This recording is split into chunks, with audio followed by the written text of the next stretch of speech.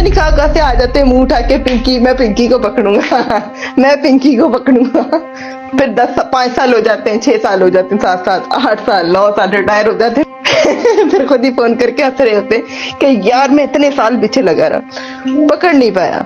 पूरे कराची में अंधेर डाला हुआ है, रोक सको तो रोक लो।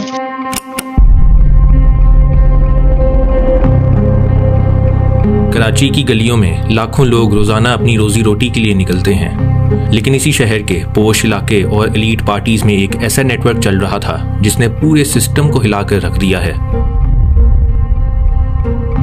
12 मई 2026 ये वो दिन था जब कराची पुलिस ने एक ऐसी औरत को गिरफ्तार किया जो पिछले 13 साल से लॉ एनफोर्समेंट की आंखों में धूल झोंक रही थी। इसका नाम है अनमोल, लेकिन दुनिया इसे पिंकी के नाम से जानती है। पिंकी की गिरफ्तारी कोई आम रेड नहीं थी। जब इसे कोर्ट में पेश किया गया तो पूरा मुल्क दंग रह गया। वायरल वीडियो में साफ दिखाया जा सकता है कि एक हाई प्रोफाइल कोकेन डीलर को बगैर हथकड़ियों के बिल्कुल किसी वीआईपी की तरह कोर्ट लाया गया। ना चेहरे पर डर, ना कोई परेशानी। ये मंजर देखकर हर पाकिस्तानी के जहन में एक ही सवाल था कि पिंकी के पीछे वो कौन से ऐसे लोग हैं जो उसे रॉयल प्रोटोकॉल दे रहे हैं। सिंध हुकूमत ने इस वीआईपी ट्रीटमेंट का सख्त नोटिस लिया और इंक्वायरी शुरू हो चुकी है। लेकिन कहानी सिर्फ इस एक दिन की नहीं है। पिंकी कोई रातों रात बनने वाली क्रिमिनल नहीं थी। ये कराची की वो कोकेन क्वीन है जिसने स्मार्ट एप्स और डिजिटल नेटवर्क्स का सहारा लेकर अपना एक ऐसा एम्पायर खड़ा किया जो 13 साल तक चलता रहा। लेकिन इस वीडियो में दरअसल हम ये इन्वेस्टिगेट करेंगे कि एक अकेली औरत ने इतना अरसा दुनिया से बच के इतना बड़ा कारोबार कैसे चलाया।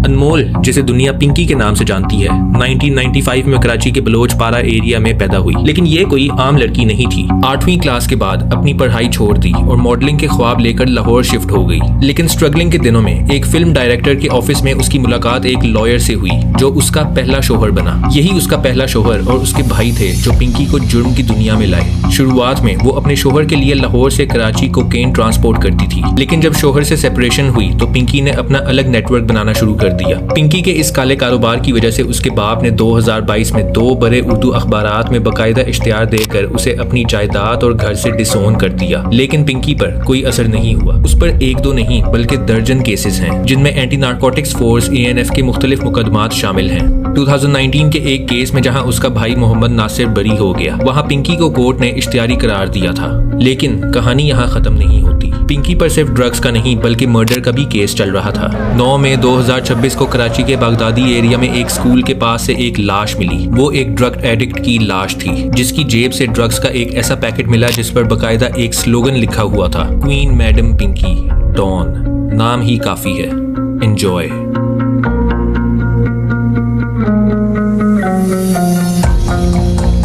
इन्वेस्टिगेशन के मुताबिक उसने गिरफ्तारी से बचने के लिए एसिड से अपने फिंगरप्रिंट्स तक मिटा दिए थे ताकि पुलिस रिकॉर्ड्स में उसकी पहचान ना हो सके। ये उसकी ज़हनियत बताती है कि वो अपने कारोबार में किसी भी हद तक जा सकती थी। पिंकी ने अपना इन्फ्लुएंस बढ़ाने के लिए कराची की डांस पार्टीज का सहारा लिया। इन्हीं पार्टीज में उसने बाअसर और इन्फ्लुएंशियल लोगों से तल्लुकात बनाए और उन्हीं कनेक्शंस को इस्तेमाल करके अपना एक इंडिपेंडेंट कार्टेल खड़ा कर दिया। उसका तरीका वारदात बहुत ही एडवांस था। वो सिर्फ कोकेन नहीं बेचती थी बल्कि उसने कोकेन में केटामीन और एसीटोन मिक्स करके एक खतरनाक नशा तैयार किया जो लोगों को अपना आदी बना रहा था। इस एम्पायर की स्केलेबिलिटी हैरानकुन है। पिंकी सिर्फ कराची तक महदूद नहीं रही। उसने कोच सर्विसेज के जरिए अपना माल लाहौर, इस्लामाबाद, मुल्तान, मरी और यहाँ तक कि गिलगित बल्तिस्तान तक पहुंचाया। इस पूरे नेटवर्क को चलाने के लिए उसने मर्दों की बजाय फीमेल राइडर्स का भरोसा किया ताकि लॉ एनफोर्समेंट को शक न हो। इस नेटवर्क में उसकी 2 खास साथी बेबो और हिरा की ऑपरेटिव्स के तौर पर काम कर रही थी। पुलिस रिकॉर्ड्स के मुताबिक पिंकी 2018 में पहली बार पकड़ी गई थी, लेकिन अपने नेटवर्क और पावर की वजह से बेल पर रिहा होकर दोबारा इश्तिहारी बन गई।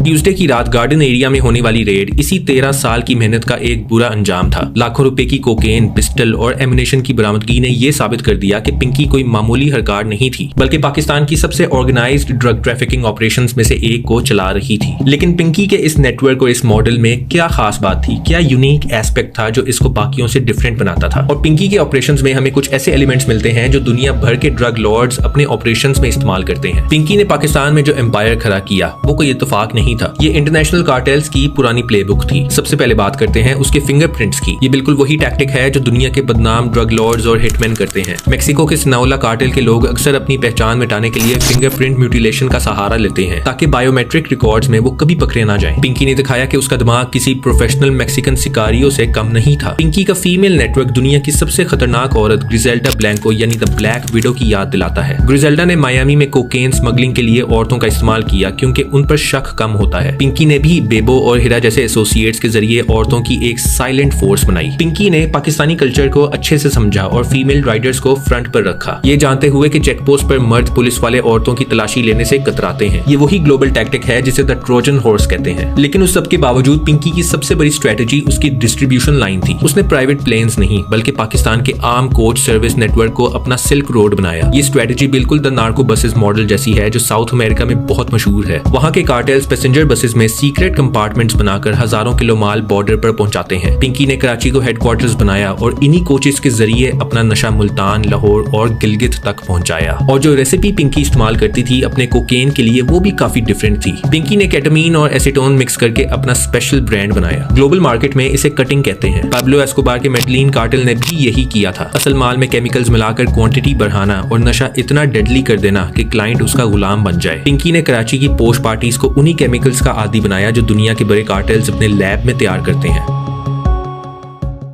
अब ये सवाल तो सबके ज़हन में होगा कि पिंकी ने इस 13 साल के ऑपरेशन में कितने पैसे बनाए। अगर हम सिर्फ बेसिक कैलकुलेशन करें तो कराची की एलीट मार्केट्स में 1 ग्राम कोकेन की कीमत तकरीबन 25 से 30 हजार रुपए की है। पिंकी सिर्फ माल सप्लाई नहीं करती थी, वो उसे कुक भी करती थी। केटामीन और एसीटोन मिलाने का मकसद सिर्फ नशा बढ़ाना नहीं था बल्कि प्रॉफिट को ट्रिपल करना था। 1 किलो कोकेन को केमिकल्स के साथ मिक्स करें तो वो उसे 1.5 या 2 किलोस का बना देती है। इसका मतलब ये है कि एक सिंगल कंसाइनमेंट में पिंकी का प्रॉफिट मार्जिन 200% से भी ज्यादा था। इन्वेस्टिगेटिव सोर्सेज के मुताबिक पिंकी का मंथली रेवेन्यू करोड़ों में था। लेकिन ये पैसा गया कहां? पुलिस को शक है कि पिंकी ने इस रकम का बड़ा हिस्सा रियल एस्टेट और गोल्ड में इन्वेस्ट किया। कराची के पोश एरियाज में बेनामी फ्लैट्स और प्लॉट्स की छानबीन शुरू हो चुकी है क्योंकि इतना कैश घर पे रखना नामुमकिन है। अब हमें ये तो पता है कि पिंकी काफी चालाक थी, शी वाज वेरी इंटेलिजेंट, लेकिन उसकी कामयाबी का सबसे बड़ा राज था उसका इनविजिबल होना। 2013 में जब उसने अपना काम शुरू किया तो नशा गलियों में बिकता था, लेकिन पिंकी ने गेम बदल दी। उसने डार्क वेब के पैटर्न्स को लोकल लेवल पर अप्लाई किया। पिंकी ने कभी भी नॉर्मल फोन कॉल्स या SMS इस्तेमाल नहीं किए। वो स्नैपचैट, टेलीग्राम और सिग्नल जैसे इनक्रिप्टेड एप्स पर ऑर्डर लेती थी। इन एप्स की खास बात यह है कि मैसेजेस ऑटोमेटिकली डिलीट हो जाते हैं, जिसके बाद पुलिस के लिए कोई एविडेंस तलाश करना बहुत मुश्किल हो जाता है। और पिंकी ने अपने कस्टमर्स के लिए कोड वर्ड्स तैयार किए हुए थे। कोकेन को व्हाइट मैजिक या कैंडी जैसे मासूम नामों से बुलाया जाता था। पिंकी ने कराची के अमीर दोस्तों और पार्टी गोर्स के लिए एक ऐसा क्लोज्ड लूप बनाया जहां सिर्फ पुराने और भरोसेमंद लोग ही नया कस्टमर्स ला सकते थे। और इसी मॉडल ने पिंकी को 13 साल तक डिजिटल घोस्ट बनाए रखा।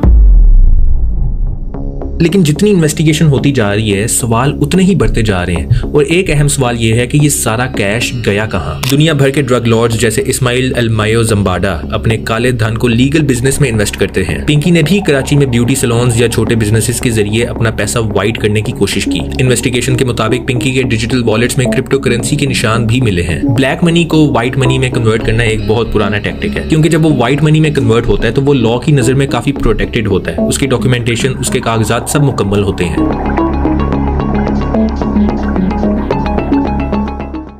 अब वापस आते हैं उस मंजर पर जब पिंकी को कोर्ट लाया गया 12 मई 2026।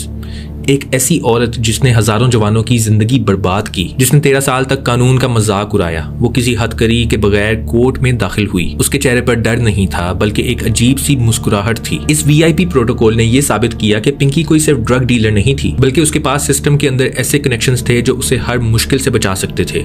सिंध गवर्नमेंट ने इस सिलसिले में 3 पुलिस अफसरों को सस्पेंड कर दिया है और एक हाई लेवल इंक्वायरी बिठाई है। लेकिन अवाम के सवाल खत्म नहीं हो रहे। क्या पिंकी को सजा होगी या तो ये 13 साल का कारोबार फिर से जान पहचान और पैसे के जरिए वापस आ जाएगा? पुलिस के पास अब पिंकी के 2 मोबाइल फोन्स और वो डायरी है जिसमें हजारों क्लाइंट्स के नाम दर्ज हैं। ये डायरी कराची के अमीर और बाअसर तबके के लिए किसी मौत के परवाने से कम नहीं है। पिंकी की गिरफ्तारी सिर्फ एक औरत की गिरफ्तारी नहीं है बल्कि ये पाकिस्तान के एलीट ड्रग कल्चर का एक पर्दाफाश है। पिंकी ने दिखाया कि अगर आपके पास शातिर दिमाग है, डिजिटल टेक्नोलॉजी और सियासी सपोर्ट है तो आप 13 साल तक दुनिया को अपनी उंगलियों पे नचा सकते हो। लेकिन गार्डन पुलिस का ये रेट बताता है कि एम्पायर कितना ही बड़ा क्यों ना हो, उसका अंजाम हमेशा जेल की सलाखों के पीछे ही होता है। अब देखना यह है कि पिंकी की इस सीक्रेट फाइल में कितने और लोग बेनकाब होते हैं। कराची की कोकेन क्वीन तो कैद है, लेकिन क्या उसका नेटवर्क भी खत्म हो गया है या कोई और पिंकी उसका रास्ता लेने के लिए पहले ही तैयार है? Until next time, अल्लाह हाफिज। Hi friends, I am Pinky. अगर आप लोग अब मेरा ये मैसेज सुन रहे हो तो इसका मतलब ये है मैं इस दुनिया में नहीं हूँ, और ये मैसेज आप लोगों को मिलता है तो इसका मतलब ये होगा कि नेक्स्ट आगे से जो काम संभालेगा वो मेरे ही नंबर से, आपसे यही नंबर मेरा ही होगा और कोई जेंट्स होंगे, समझ ले मेरे फ्रेंड होंगे और वो आगे से इस काम को हैंडल करेंगे। Thank you.